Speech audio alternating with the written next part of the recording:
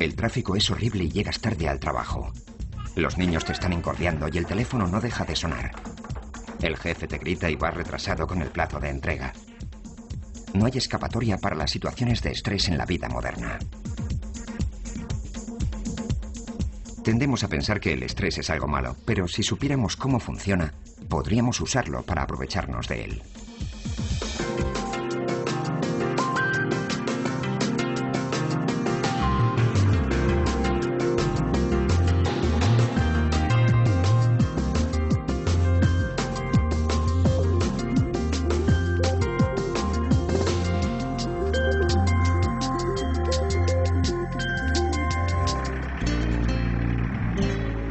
El ritmo de vida ha cambiado en la época moderna. Hace 50 años la gente no hablaba del estrés, mientras que hoy en día es un tema candente de conversación. Ahora los medios de comunicación nos ponen cada día ante nuestros ojos todas las cosas negativas que pasan en el mundo. Nuestras propias expectativas y lo que se espera de nosotros en el trabajo y también en casa han aumentado. Y todas esas cosas en realidad lo agravan y nos vuelven más vulnerables al estrés. Pero de lo que quizá no nos hemos dado cuenta es de que el estrés en sí mismo no es el problema. El estrés es una parte normal de la vida. Bueno, la única época en la que no tenemos estrés es justo antes y después del nacimiento. En fin, es la concepción para la muerte. El estrés en sí no es un problema, lo es nuestra reacción a las cosas. La reacción al estrés no es necesariamente malo. Incluso nos puede ayudar a seguir adelante bajo presión. Pero los efectos de un estrés crónico continuo, si no hacemos nada al respecto, pueden ser muy malos.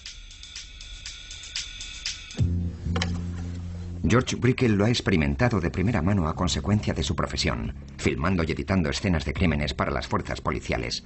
Después de 16 años de un estrecho contacto con accidentes y crímenes horrorosos, los altos niveles de estrés de George motivaron que su carrera terminara de forma estrepitosa. Llegó un momento que no podía ni coger a mi nieta, y creo que sé por qué. Tuvimos que ocuparnos de un hombre que se había caído a un pozo y llevaba allí 6 semanas, y estaba lleno de gusanos por todas partes. Había gusanos por debajo de lo que quedaba de la piel, y formaba como ondas con los gusanos moviéndose debajo. Y cuando cogía a mi nietecita, parecía como si estuviera viendo a los gusanos, aunque no tenga sentido. El trabajo de George era intenso. Sin importar lo horrible que fuera, se le llamaba para que captara los escenarios de desastres, accidentes y crímenes con espantoso detalle, porque lo que él filmaba más tarde podría ser requerido en un juicio. A veces su trabajo le ocasionaba niveles de estrés extremos. En 1990 se ocupó de la masacre de Aramoana en México, cuando David Gray mató a tiros a 13 personas. Me quedé totalmente petrificado. Estaba absolutamente asustado, como nunca lo había estado antes. Nos dijeron que tal vez estuviéramos al alcance de Gray y que si había disparos corriéramos a meternos en la acequia, que estábamos protegidos por francotiradores y ellos ya verían de dónde procedían las balas. Cuando regresamos nos tomamos una taza de té y un bollo de pan algo seco. Y bueno, es una tontería, pero después de aquel suceso, ese bollo de pan seco fue el mejor bollo que jamás había comido. El té posiblemente estaba más que recalentado, pero me supo realmente a gloria. Todos los sentidos, el sentido del olfato, del oído y de la vista, estaban muy aumentados. El aumento de los sentidos que George experimentó en aquella situación de estrés es una parte habitual de la respuesta del ser humano ante situaciones en las que peligra su vida, llamadas a menudo respuesta de lucha, huida, parálisis. En una emergencia, los humanos reaccionamos tal como lo hemos hecho durante millones de años. Una vez que notamos la amenaza potencial, nuestro cerebro dispara una cadena de reacciones para asegurar nuestra supervivencia. Primero, activa el sistema nervioso simpático. El cerebro manda un mensaje eléctrico a través del sistema nervioso a las glándulas adrenales, las cuales inundan el cuerpo con adrenalina. Esto inicia la explosión a corto plazo de la energía necesaria para responder a la emergencia.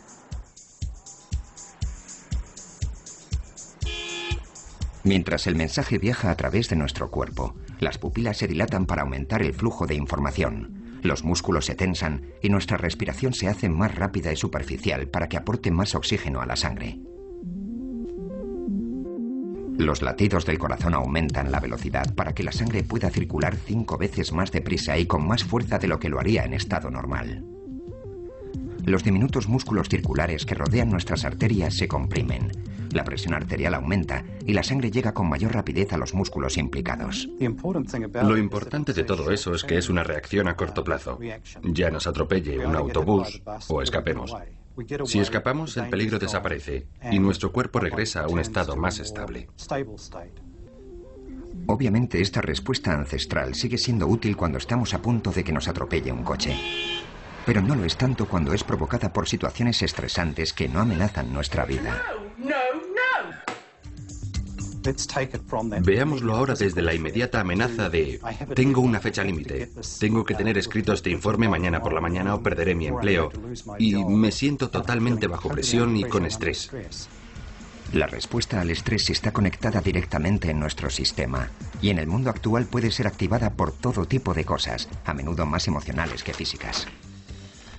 No hay consecuencias físicas, pero si yo pienso que es una situación estresante, estoy diciendo a mi cuerpo, aquí hay una amenaza. Y mi cuerpo responde como si fuera una amenaza física, por lo que activa la respuesta de lucha y huida. ¡Apaga la luz! Nuestro cuerpo se inunda de adrenalina tal como ha hecho durante millones de años, pero la respuesta física que estamos preparando ya no es una opción.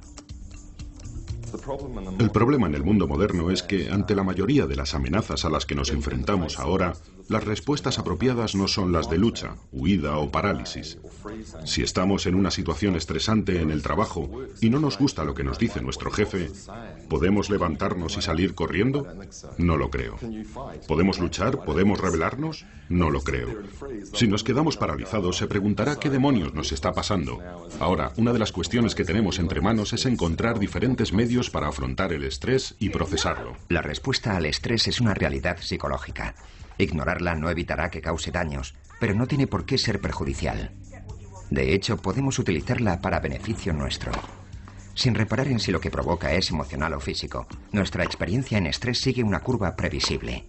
Los atletas de éxito saben cómo manejarse en esa curva. Así pueden estar en la zona de máxima actuación en el momento apropiado.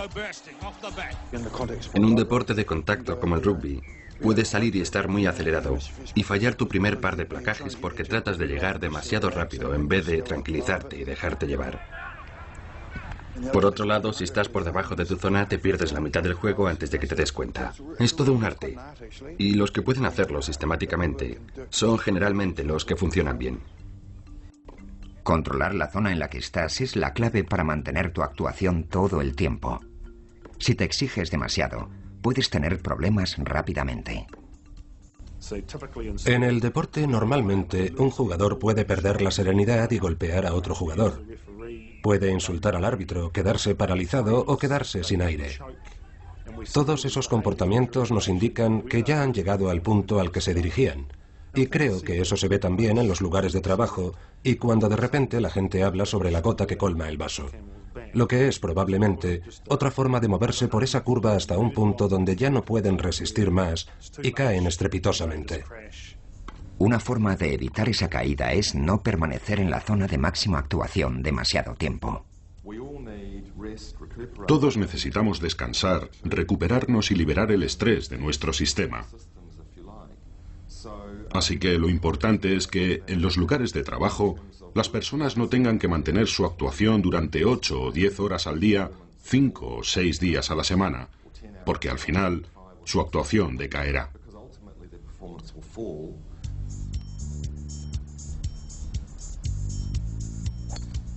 Después de 20 años de duro trabajo como jugadora de primera en el mundo empresarial, la ejecutiva de IBM, Sandra Pickering, se despertó una mañana después de 2 semanas de vacaciones y no podía enfrentarse a la vuelta al trabajo. Y entonces fue cuando me di cuenta de que en realidad estaba bastante estresada y que necesitaba estar más tiempo desconectada de mi trabajo para poder pensar realmente qué quería hacer, hacia dónde ir y cómo podía controlar mejor esa situación. A la edad de 39 años, Sandra había estado trabajando intensamente durante 7 años en un proyecto especial que no le había dejado demasiado tiempo para estar con su familia. Cuando el proyecto fracasó, de repente sintió que tenía que salir de ahí o hundirse. Estaba bastante preparada para dejar mi carrera, lo cual mirando hacia atrás es obvio que fue una decisión algo precipitada. Creo que las cosas se me habían puesto tan mal que estaba dispuesta a hacerlo. Y eso era muy significativo porque yo tenía una buena y sólida carrera en la industria de la informática. Tenía éxito. Y no era porque fracasara en algún aspecto, pero en mi interior las cosas se pusieron tan mal que decidí dejarlo. Sandra se había pasado meses trabajando largas horas, a menudo al otro lado del mundo, en zonas horarias distintas. Regresaba a la habitación del hotel, tal vez tomaba algo de cenar para luego coger mi portátil, repasar toda la correspondencia que había recibido de Nueva Zelanda la noche anterior y luego me ponía a hacer llamadas telefónicas hasta las 2 o las 3 de la madrugada. Tenía jornadas de 16 y 18 horas y terminaba cuando, según el cambio de zona horaria, la gente empezaba a trabajar. En la conferencia había entre 5 y 20 personas y podía durar de 30 minutos a 2 horas. Se planteaban varios temas, por lo que podías terminar tratando unas 10 operaciones después de una conferencia de 2 horas a las 2 de la madrugada. Y yo permitía que eso sucediera por dejar mi móvil conectado, obviamente, y por mirar mi correo.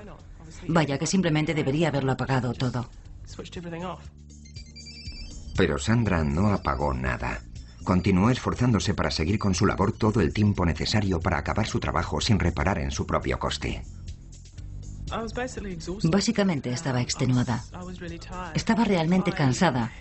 Unos 12 meses antes de todo esto tuve muchos problemas para poder desconectar del trabajo. Me resultaba difícil relajarme.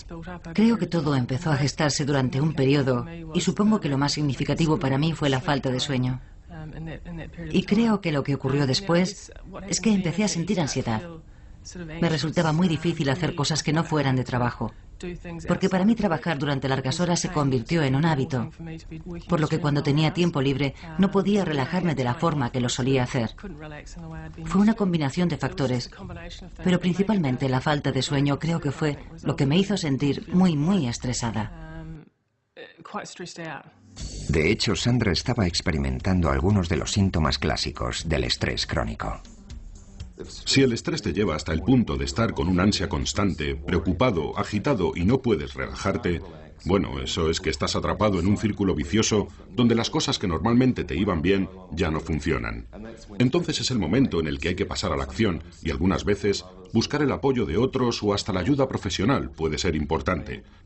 En fin, si ya no te puedes relajar, descansar y recuperarte, es una señal de que estás en terreno resbaladizo. Sandra estaba deslizándose pendiente abajo de manera continuada. De estar saludable con un estrés normal pasó a un estrés enfermizo. Eso puede pasarle a cualquiera.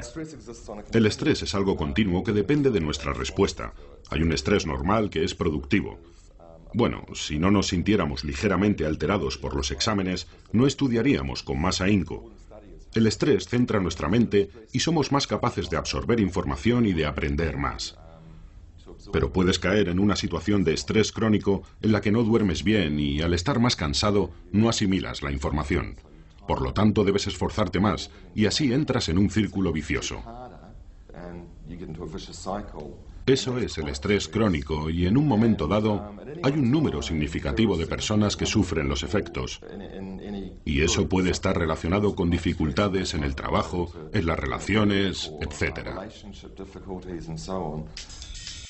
Pero cuando estás totalmente bloqueado por lo que estás haciendo, reconocer que estás inmerso en un estrés continuo no siempre es fácil. Lo que perdí en ese periodo de tiempo fue la perspectiva. El trabajo era algo que lo englobaba todo, por la forma en que actué, no por lo que algo o alguien hubieran hecho. Y perdí la perspectiva. Por un lado, bueno, me sentía que era invencible y que podía manejarlo. Pensé que tenía el control de la situación, y no era una cuestión de no querer pedir ayuda. En el fondo no creía que la necesitara. Y estoy segura de que si lo hubiese solicitado, la habría encontrado. Esto es lo típico de personas en su situación. Sandra simplemente siguió adelante, trabajando largas horas día tras día para realizar su trabajo. Normalmente lo que les ocurre a estas personas es que se desmoronan cuando están de vacaciones. Resulta que las señales de estrés no logran pasar a través de su frenética y ocupada vida y de repente, estando de vacaciones y con un montón de tiempo libre, todo lo que les queda es el estrés, un estado de angustia. Y eso es exactamente lo que le ocurrió a Sandra. Necesitó 2 semanas de descanso para que el mensaje pudiera llegarle. La primera semana empecé a relajarme, la segunda empecé a ponerme tensa pensando que tenía que volver a trabajar la semana siguiente. Y entonces es cuando supe que algo no andaba del todo bien. Las cosas llegaron a un punto crítico y es que ya había llegado al límite. Al estar esforzándose sin descanso, Sandra se había salido de la zona de máxima actuación, lo que en términos de estrés se llama la fase de resistencia. Ella seguía actuando, pero le costaba cada vez más y estaba empezando a sentir los efectos del estrés crónico. Cuando el estrés se convierte en algo demasiado fuerte para nosotros, desarrollamos una amplia gama de síntomas, los cuales están directamente relacionados con las hormonas y la fisiología subyacente de las que hemos hablado. Así que las personas que están incesantemente percibiendo amenazas en situaciones de estrés y que están asiduamente segregando adrenalina a su sistema, tendrán una variedad de síntomas como resultado de ello. Y no es solo la adrenalina lo que produce estos síntomas. Mientras estos cadetes de la Marina compiten contra el tiempo para evitar que el barco se hunda, se liberan otras potentes hormonas para incrementar más sus oportunidades de supervivencia ante un peligro tan inminente. Una vez que la adrenalina entra a raudales, el cerebro activa nuestro sistema de mensajería hormonal. A través de un circuito diminuto es liberada una corriente de hormonas a la glándula pituitaria, la cual dispara la señal a la glándula adrenal para que libere todo un grupo de potentes hormonas del estrés, como el cortisol. Ellas cambian la forma en que trabaja nuestro cuerpo para soportar la acción de la adrenalina a corto plazo, por lo que el modelo energético en el sistema inmune de estos cadetes está cambiando para hacer frente a la amenaza inminente de su supervivencia en un proyecto a largo plazo. Después de todo, ¿por qué utilizar energía para prevenir el cáncer cuando tu vida está en juego ahora mismo? Se han realizado varios experimentos por todo el mundo midiendo el impacto en el sistema inmune de estas poderosas hormonas del estrés. En América, los cuestionarios de estrés los rellenaban voluntarios a los que luego les rociaban la nariz con virus de la gripe. Las personas que se veían a sí mismas con un alto índice de estrés eran más propensas a coger la gripe, demostrando que su sistema inmune estaba afectado por el estrés. En Nueva Zelanda, continuaron las investigaciones usando a personas que eran operadas. Una semana antes de ser intervenidas quirúrgicamente de hernia, varias personas rellenaron un cuestionario sobre cómo calificaban el grado de estrés en su vida. Luego, en las primeras 24 horas después de la operación, se le recogió líquido de las heridas para analizarlo. Cuanto más estresada se sentía la persona antes de la operación, más baja era la concentración de células inmunes en la herida durante las siguientes 24 horas, mostrando que no solo era susceptible a infecciones, sino que otras partes del sistema inmune involucrado en la curación de la herida también estaban afectadas por la percepción del estrés. Y el sistema inmune no es el único que puede estar afectado. Demasiadas hormonas del estrés circulando pueden afectarnos de muchas maneras.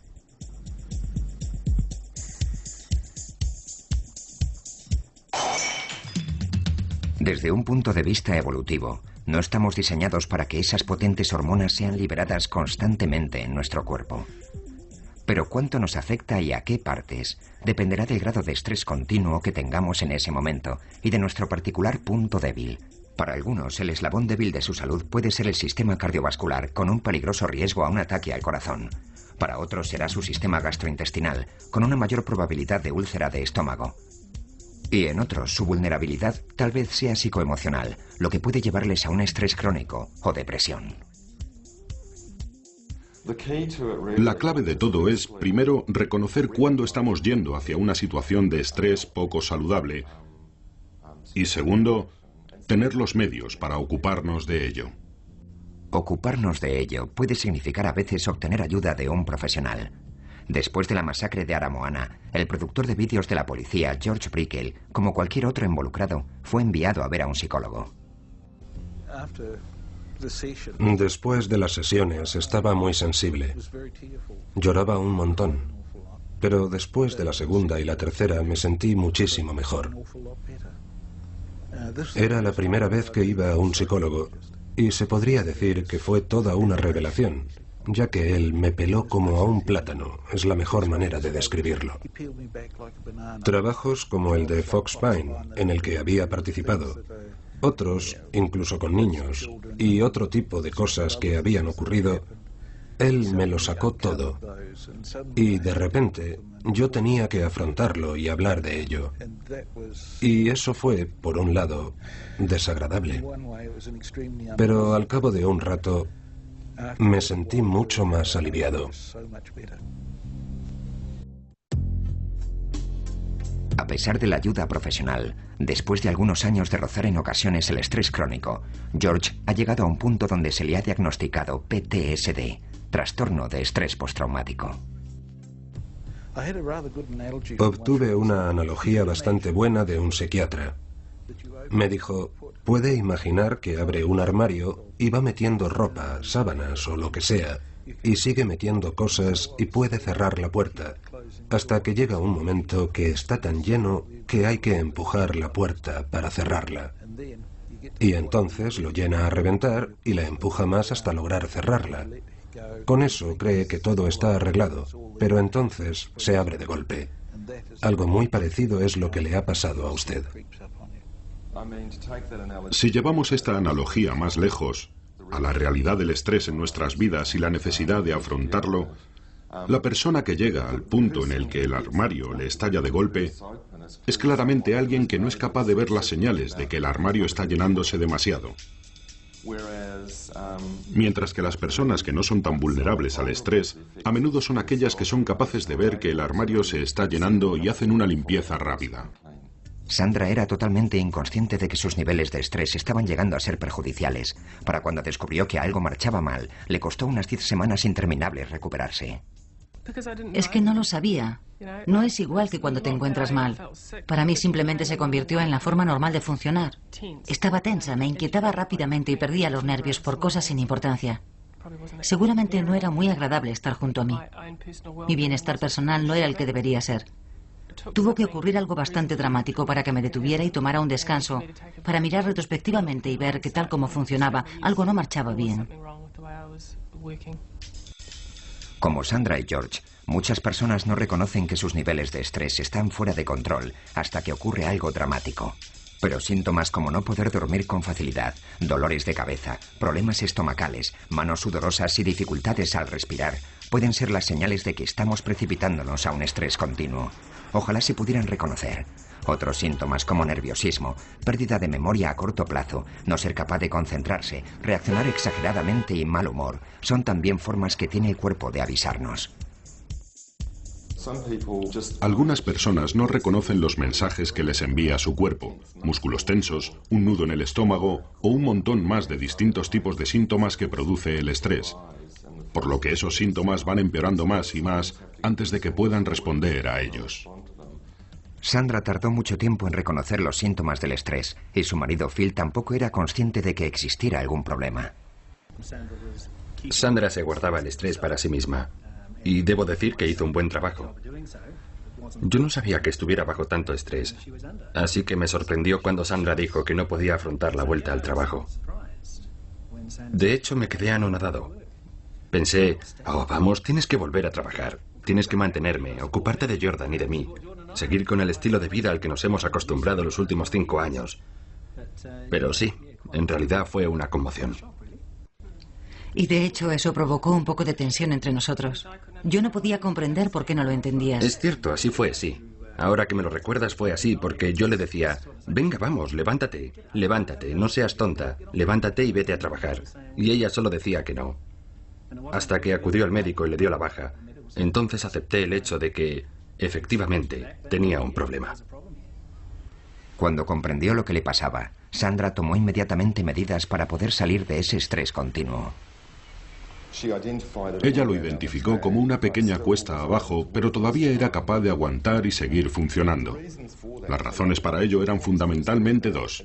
Primero, tenía una gran resistencia personal. Y segundo, la forma que tenía de pensar y las normas en las que se basaba probablemente iban a cambiar. Las personas que son capaces de identificar el estrés y hacerle frente, normalmente son personas que saben reconocer cuándo están teniendo problemas. Mientras que las que continúan descendiendo por el camino del estrés son a menudo personas que tienen una baja autoestima y tienden a sobreactuar para compensarlo. Por ejemplo, suelen ser muy perfeccionistas y se ponen unas metas tan altas que nunca llegan a alcanzarlas. Y se ven forzadas a seguir, seguir y seguir.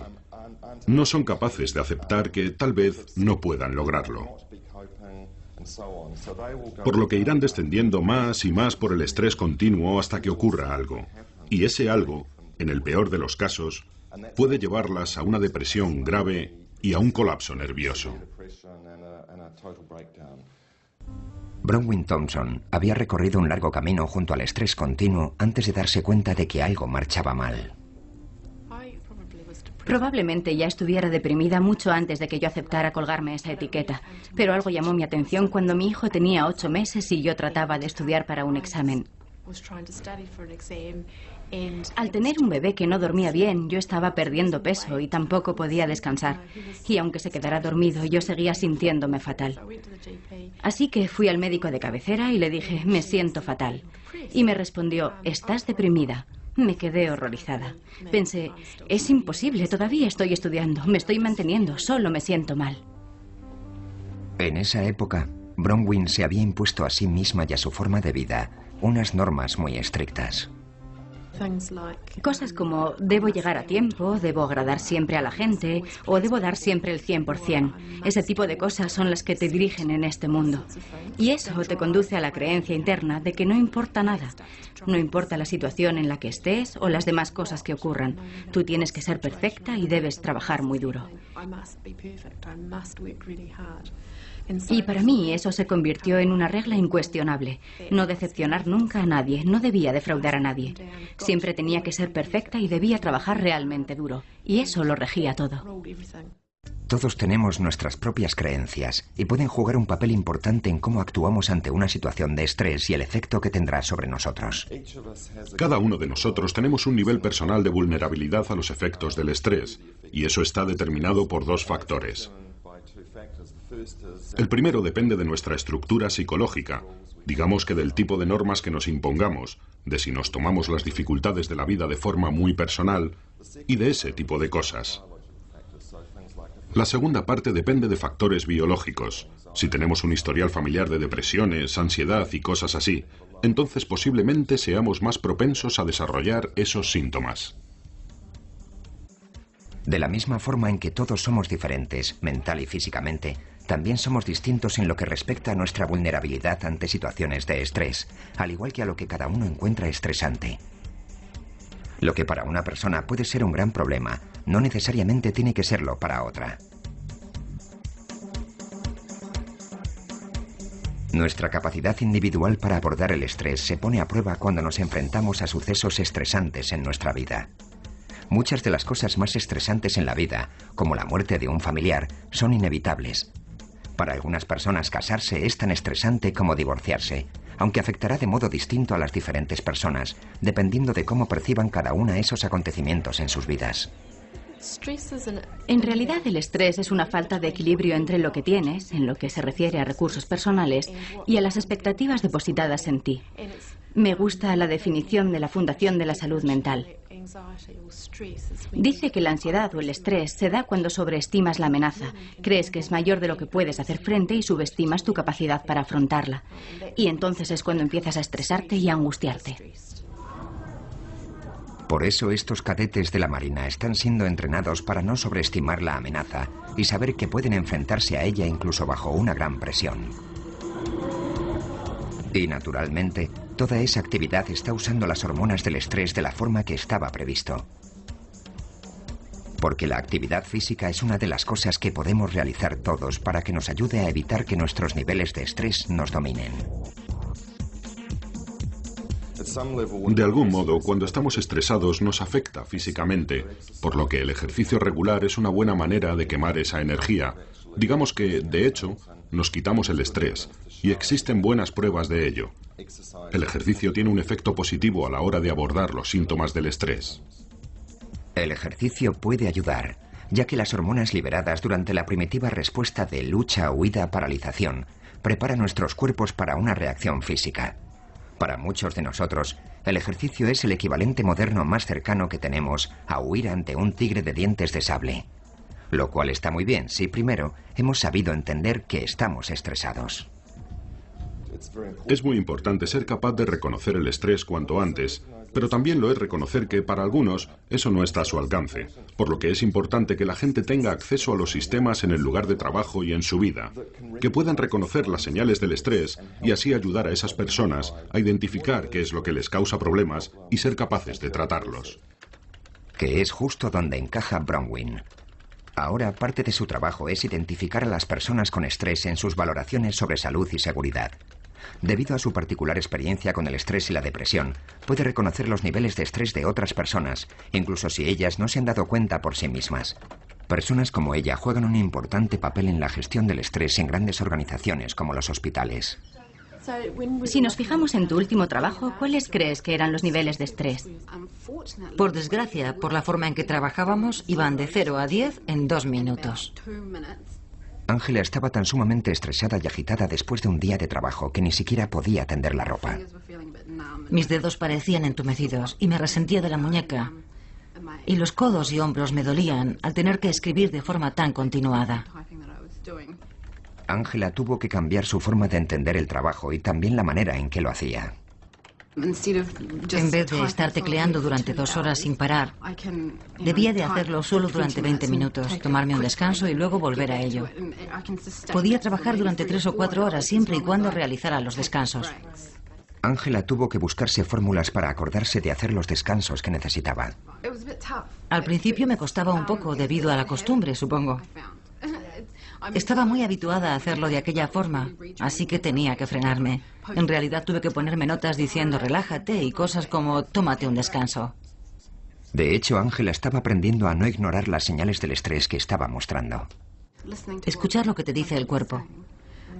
Si me duele en algún lado es por un motivo. Hay que dejar de ignorarlo y cuidar de uno mismo. Bronwyn también animó a Ángela a cambiar las reglas por las que se regía. Me recordaba que psicológicamente era bueno hacer un descanso. Bueno, que no era malo el que descansara un par de minutos. Que no era por vaguería. Eso, que no era por ser vaga. Solo estoy cuidándome y ahora hasta puedo irme a casa y relajarme. Y si quiero, si me apetece, puedo colgar la ropa limpia y esas cosas. Y ahora hasta puedo levantar los brazos y cosas así. A diferencia de Ángela, el productor de vídeos de la policía, George Brickel, sí reconocía cuando sus niveles de estrés se le estaban yendo de las manos. Sabía cuándo necesitaba un descanso para recuperarse del estrés de su trabajo. Y debido a la cantidad de horas que trabajaba, a veces eso ocurría de forma natural. En una ocasión, con Kirtza Jensen, por ejemplo, trabajamos durante 34 horas sin descanso, sin dormir, y muchas otras veces 24 horas y hasta 26 horas. Un día normal suponían unas 10 horas de trabajo. Debido a que acumulaba un montón de horas, a veces George podía coger hasta un mes libre para ponerse al día. Eso era estupendo, porque cuando me encontraba realmente mal, o empezaba a sentirme mal, sabía que podía cogerme un mes libre y luego regresar totalmente nuevo y con la mente renovada. De lo que está hablando George es del tiempo de recuperación, una parte esencial en la curva de respuesta al estrés. Es el tiempo de descanso que todos necesitamos para poder seguir actuando, ya sea en nuestra vida en la oficina o como jugador de rugby profesional. No importa lo fuerte que seas mental o físicamente. Tienes que tener tiempo para descansar, porque, de lo contrario, la acumulación de tensión y la ansiedad que te provoca no te permitirían seguir funcionando. Sería imposible. La recoge y se lanza en los últimos segundos. Y hay un nuevo intento por parte de Razor Robertson. Si no te recuperas, perderás tu coherencia, básicamente. Y creo que tampoco serías capaz de llegar a lo máximo, porque fijas tus miras semana a semana. Y nadie puede aguantar todo el tiempo con esa intensidad, sobre todo en el rugby. Si tienes la habilidad de poder desconectar, estarás mucho mejor preparado para la semana siguiente. De hecho, no tener el tiempo suficiente de recuperación puede tener consecuencias graves. Cuando un atleta está mucho tiempo en la zona demasiado alta, supone un coste para su salud y obviamente experimentará diferentes síntomas de estrés. Y cuanto más tiempo esté en ella, el grado de intensidad de esos síntomas se incrementará. Y si un atleta continúa así demasiado tiempo, puede quemarse. Entonces, el atleta tiende a venirse abajo, pierde toda la motivación para entrenarse, para involucrarse, y a menudo necesita alejarse un cierto tiempo de ese ambiente de acción para despejarse y reavivar la llama en su interior. Así que todo el mundo necesita tiempo para recuperarse. Pero a veces, sobre todo si nuestra vida es particularmente estresante, el tiempo normal de recuperación no es suficiente. El punto crítico de George Brickell fue cuando tuvo que hacer un vídeo recopilatorio para los aspirantes a policía. Tuve que elaborar un programa sobre muertes, y eso suponía que debía reunir todo tipo de muertes que puedas llegar a imaginar. Por ahorcamiento, por ahogamiento, por armas de fuego, por palizas, accidentes de avión, lo que fuera. Y estuve expuesto a todo eso, para luego juntarlo, revisar el material y empezar a editarlo. Fue una exposición muy continuada. Después de 16 años de filmar escenarios de crímenes terroríficos, accidentes y desastres, los niveles de estrés del productor de vídeos de la policía estaban fuera de control. Volvía por la noche para hacer la edición a esas horas, simplemente para que la gente no pudiera verme llorar. Me echaba a llorar por cualquier cosa, tópicos, olores o sonidos.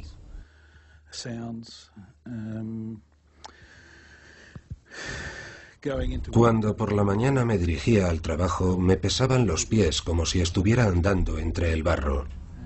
Sabía que tenía problemas, pero bueno, eso ya me había pasado antes y tuve una ayuda muy competente y fui capaz de superarlo. George también estaba experimentando otros síntomas físicos por el estrés. Como cuando me iba a trabajar por la mañana, inevitablemente tenía diarrea, la primera parada era en el servicio. En el pasado, aparte de eso, perdía el equilibrio, me dolía el pecho y varias cosas más que resultaban bastante embarazosas cuando acudí al médico y le conté los síntomas y él no encontraba cómo solucionarlo. Fue muy incómodo. George sabía que necesitaba la clase de tratamiento que le había ayudado en el pasado y la solicitó para sí mismo y para su equipo. Pero cree que cuando su petición no fue atendida adecuadamente, provocó que llegara al punto de no retorno. Hasta entonces no había sido demasiado tarde. No, pero unos 10 o 15 asesinatos más tarde ya era irreparable. Y es que por entonces nos impusieron una ayuda determinada. Y con eso quiero decir que el jefe dio instrucciones para que fuera una persona concreta.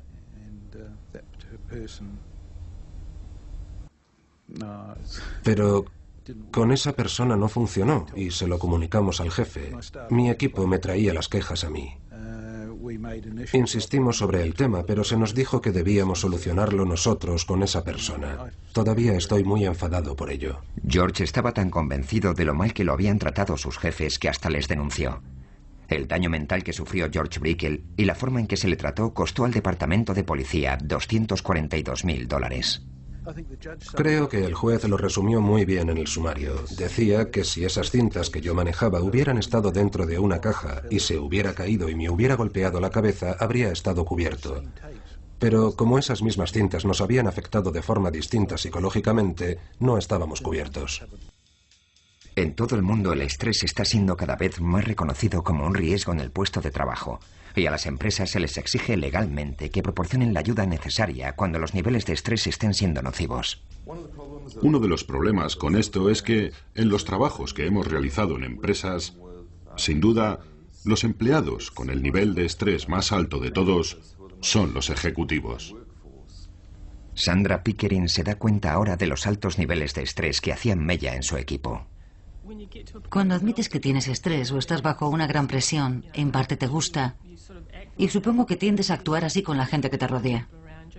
Siempre he creído que es bueno dirigir con el ejemplo cuando tengo gente a mi cargo, así que supongo que pensándolo bien, si soy completamente sincera, esperaba que ellos hicieran algo parecido, porque si yo lo hacía, ¿por qué no podían hacerlo ellos?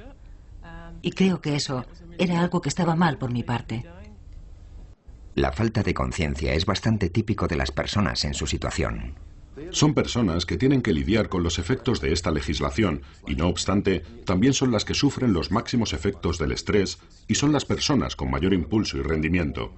Pero hasta que puedan reconocerlo y afrontarlo por sí mismos, ¿cómo demonios van a ser capaces de conocer el impacto que tienen sus puestos de trabajo y en sus asuntos fundamentales? Habiendo sufrido ella misma los efectos del estrés, las expectativas de Sandra han cambiado.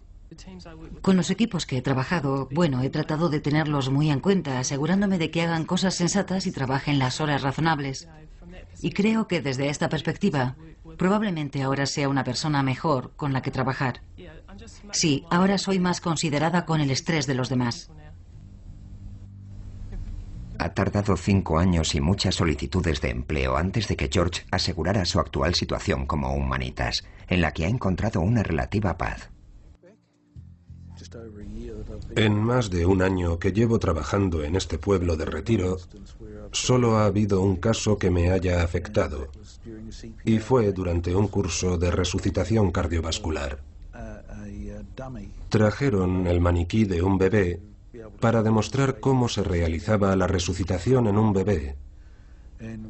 Y fue justo el hecho de verlo allí, algo que no esperaba, lo que me hizo ir corriendo al baño y me puse malo. Supongo que estaré con la losa de las pastillas para el resto de mi vida, para luchar contra las pesadillas, mantenerlas a raya. Imagino que tendré episodios ocasionales por cosas que vea en la televisión. Los expertos dicen que los síntomas serán peores más adelante.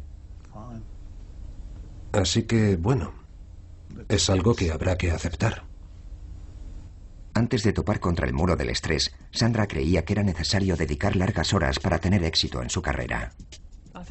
Creo que uno de los motivos por el que yo trabajaba como lo hacía era, en fin, que cuanto más trabajara, más éxito iba a tener. Y estuve pensando así durante bastante tiempo, mucho tiempo. Pero echando la vista atrás y viendo lo que hago ahora, no era así. En aquel momento de mi carrera, yo trabajaba entre 60 y 80 horas a la semana, si le añadía el tiempo invertido en llamadas y demás. Mientras que actualmente Sandra organiza su tiempo para trabajar unas 40 horas a la semana sin perder nada de eficacia. Supongo que las otras personas que trabajan a mi alrededor pueden pensar que tal vez me escaqueo. Pero sé por propia experiencia que los resultados son mucho mejores de los que estaba acostumbrada. De hecho, la empresa nos valora por los resultados, no por la cantidad de horas que trabajamos. Por lo que si estás produciendo resultados, puedes trabajar las horas que quieras para conseguirlos. Y en mi caso, puedo controlarlo hasta el punto de producir los mismos resultados en la mitad de tiempo. Sin embargo, Sandra sabe que debe tener cuidado de no volver a caer en las viejas costumbres. Bueno, es como una adicción y tienes que ir recordándolo para asegurarte. Hay que centrarse en las cosas que quieres controlar. Algunas veces me doy cuenta de que vuelvo de nuevo a la vieja rutina, pero he tenido mucho cuidado en asegurarme de poner las cosas en su sitio para evitar que vuelva a ocurrir.